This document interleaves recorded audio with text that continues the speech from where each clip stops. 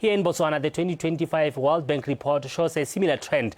Despite women making up to 57% of university graduates, they remain underrepresented in the tech sector and face challenges such as limited access to digital tools, training and opportunities, widening the digital divide. Now, so how can Botswana ensure that women and girls are fully included in the digital revolution, especially in artificial intelligence, to prevent reinforcing exclusion, and what steps must be taken to build inclusive innovation that benefits everyone? To help us explore solutions, we are joined by Sally Kimangu, Destination Imagination Africa Chief Executive Officer. Good afternoon. Thank you so much for joining us on Botswana Television. Thank you.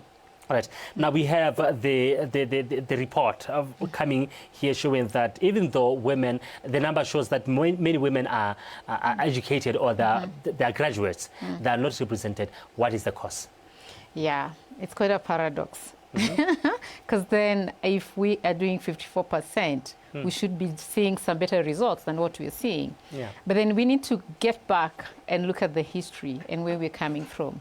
This comes to generations of women being underrepresented in so many spaces, and actually not just in tech space. However, just to remain in context of specifically in tech space, we have, so think about AI. This is a tool that is fed by data, the algorithm.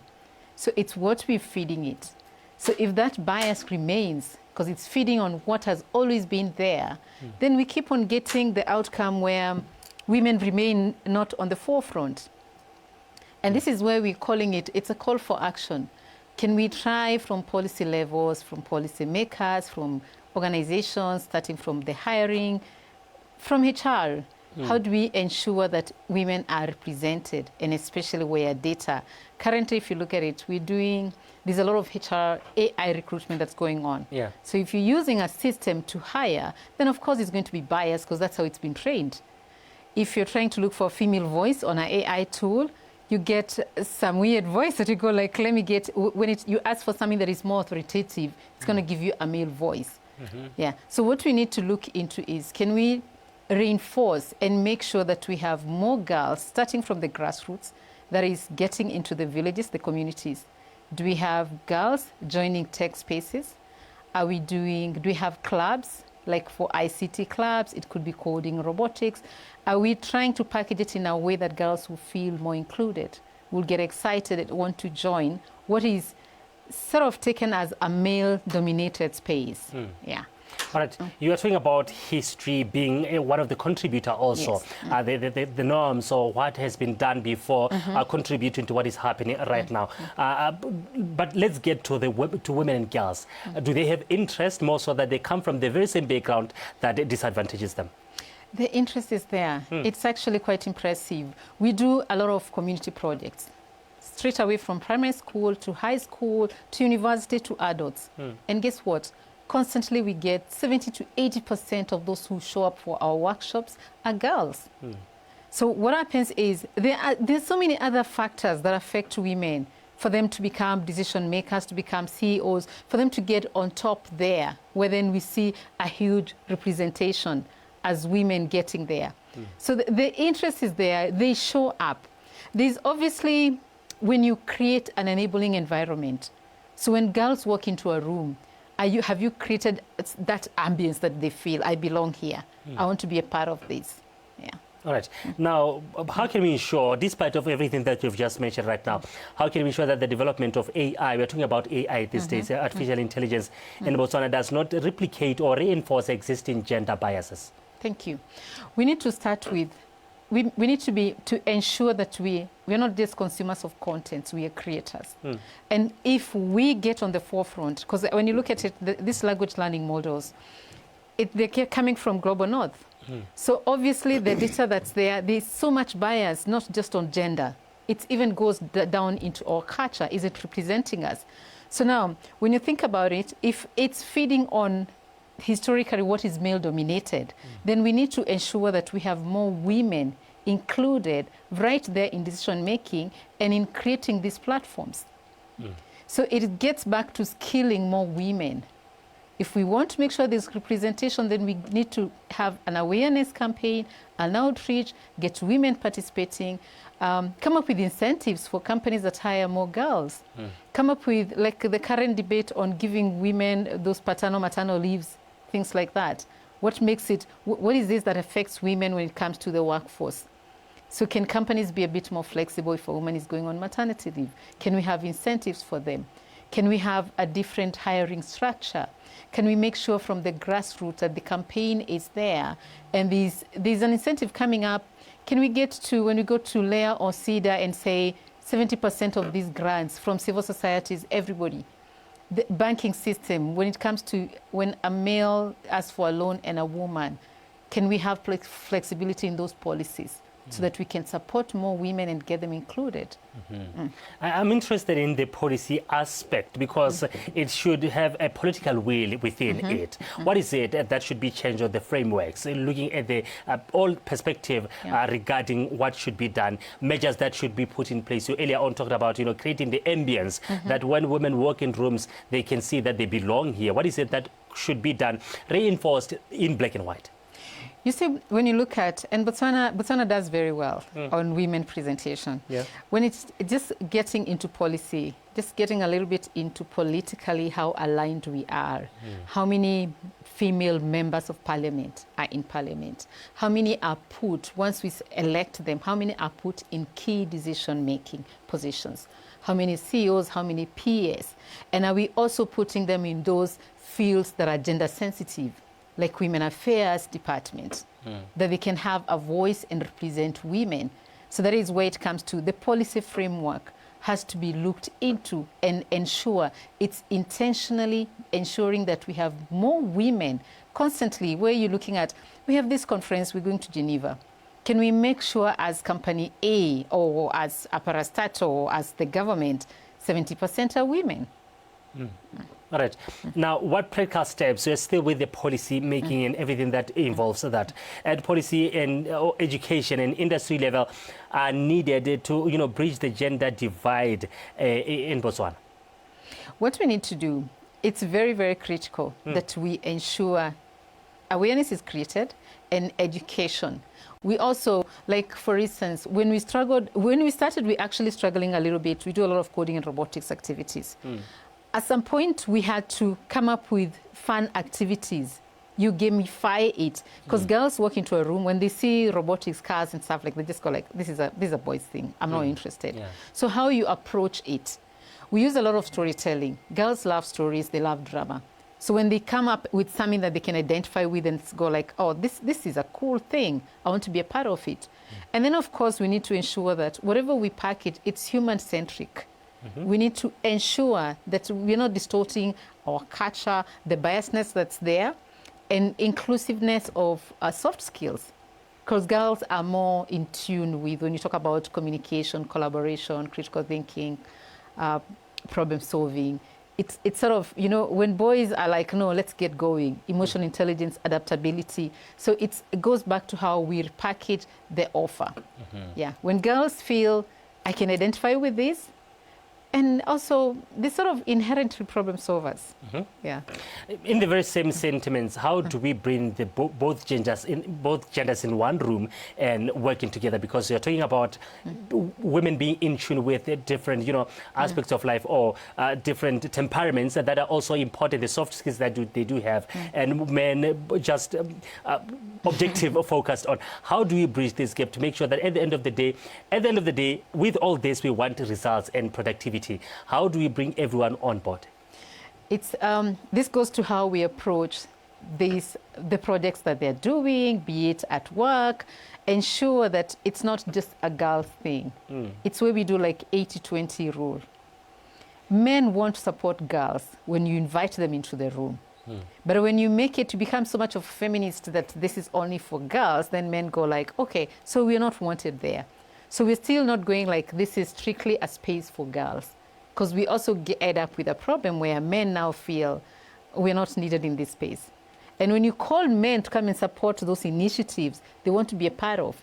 So the campaign should not be just girls. It's equality.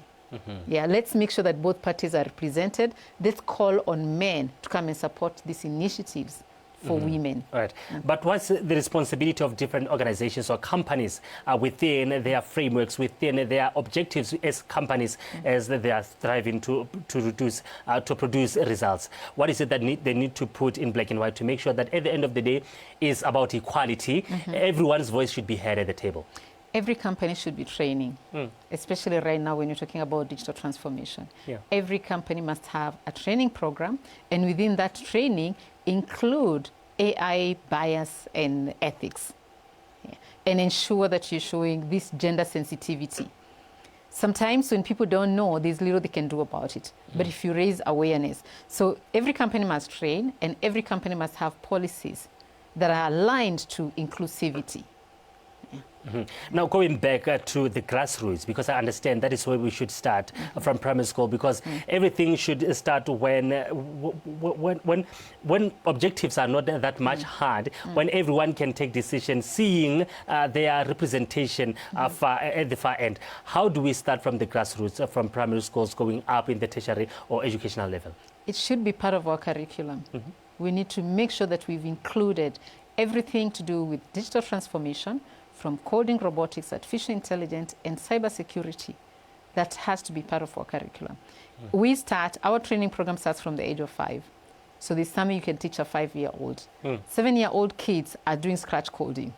It looks like it's fun, they're playing a game, but they're learning.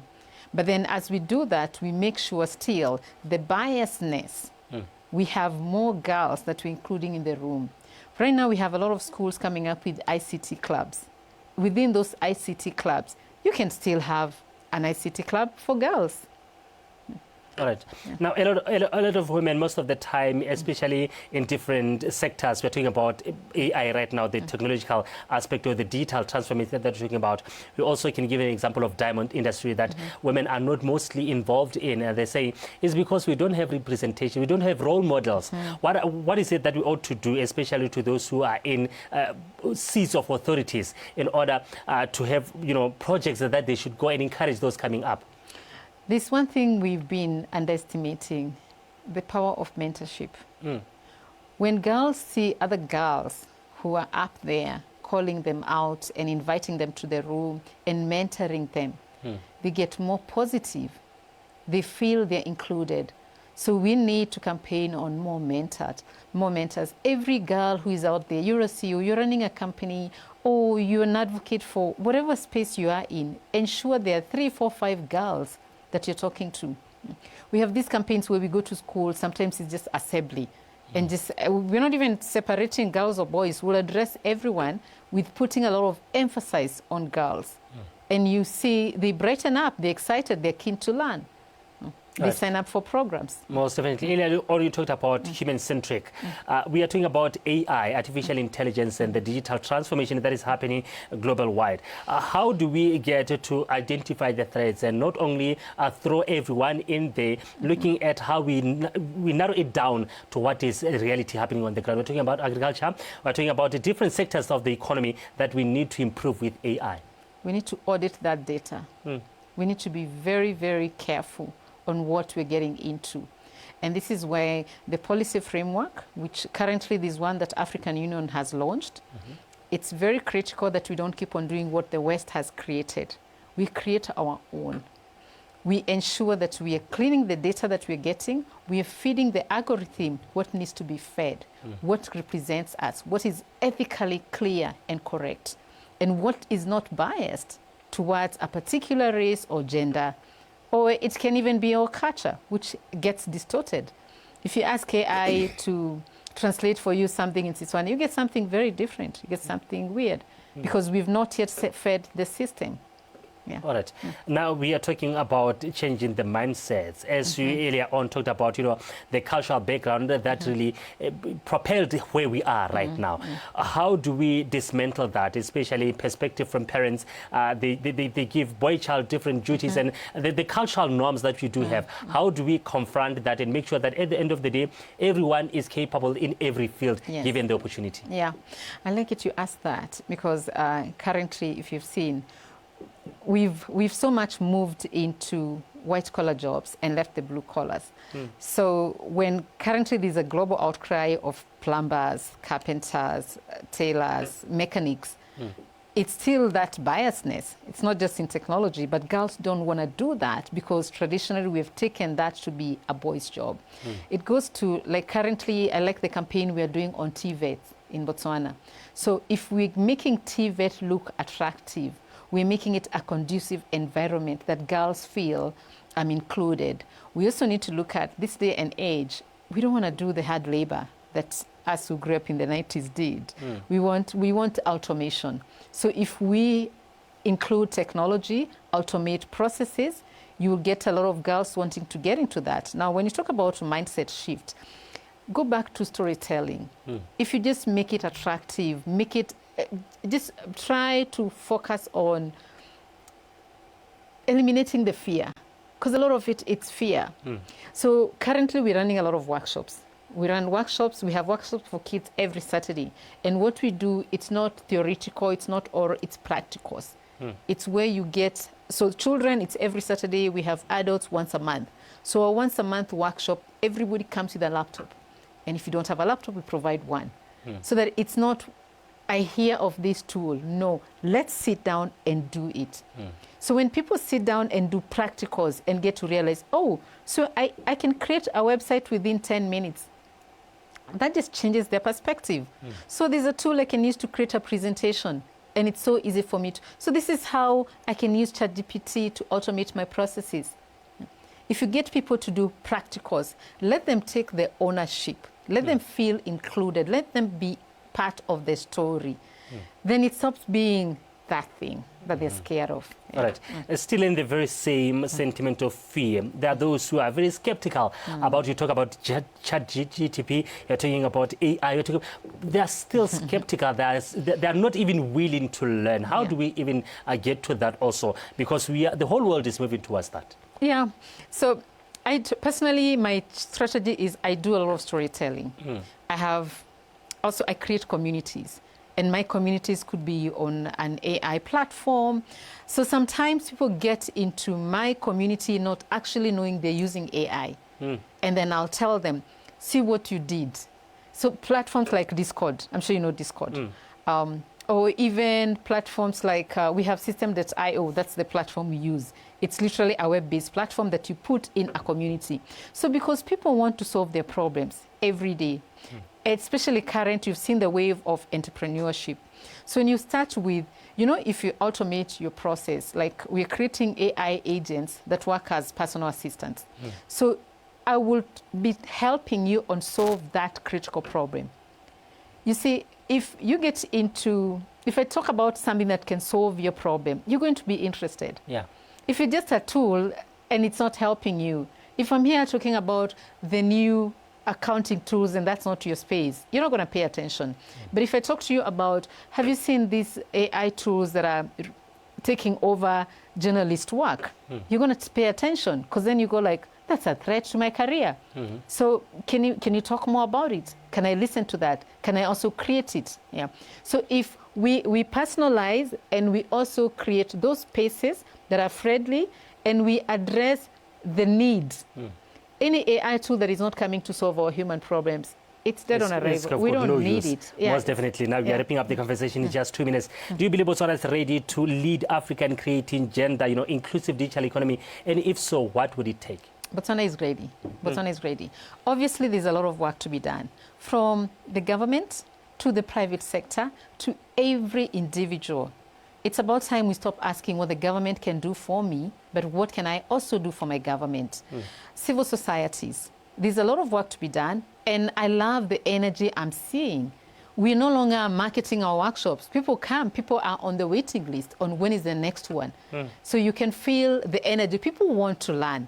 And of course, they come with those sentiments of, I'm scared. This can mess me up. I'm scared of cybersecurity. I hear people are getting hacked. I'm scared of this tool getting to know so much about me. But the more we keep on demystifying that and showing people through automation of tools, it's going to improve the quality of your life economically and in so many other ways. Right. Ms. Kimangu, thank you so much for such insights. I believe this conversation ignited a lot of goodwill in implementing all the frameworks to achieve artificial intelligence, women involvement in it. Thank you so much. You're most welcome. And that's how we come to the end of this conversation. I'm coming right back with the 3 o'clock news.